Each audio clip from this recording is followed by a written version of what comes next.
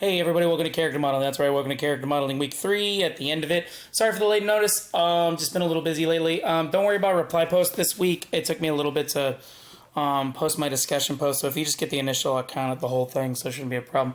But figured since we're getting into characters, I thought when we're talking about design and we have a chance to change things as we're getting to this point, let's talk about it a little bit more.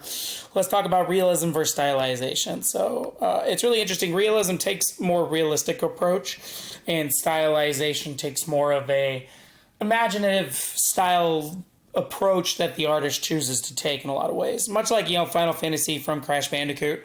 Definitely a difference between realism and stylization.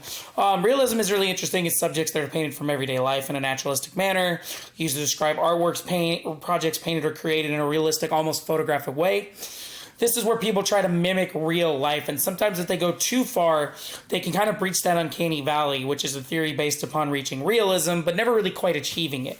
And even though we've come close so many times, we've never really reached it. However, humans tend to find mistakes in everything, especially in realism, so you have to be careful. The moment somebody feels it's fake or it doesn't feel real, their brain's going to tell them something. Our sense of human is technically known since we are from birth. And so when we notice something's off, we definitely know something's wrong with that element. And that's why realism can be really hard with a lot of ways, because if you go more realistic, the more understanding you have to take to the rules of everything.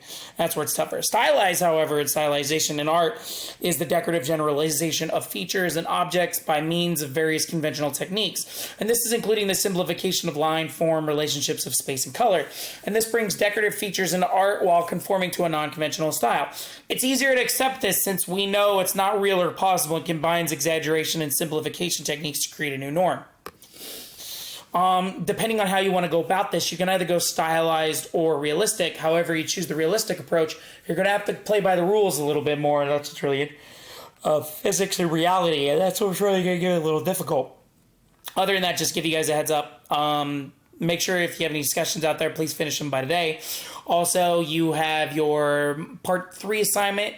Please turn in part 2 so I can give you feedback. I haven't given any feedback, and I haven't noticed anybody log in a while, so just please get in contact with me. Please don't wait to the last moment. That's one thing I really ask of, because we've been through this multiple times, and I want to make sure you pass. So please, let's get a head start on this now and knock it out now.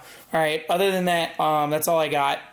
Make sure everything's turned in by tonight, and that's pretty much it. Thanks for being awesome. Take it easy. Bye-bye.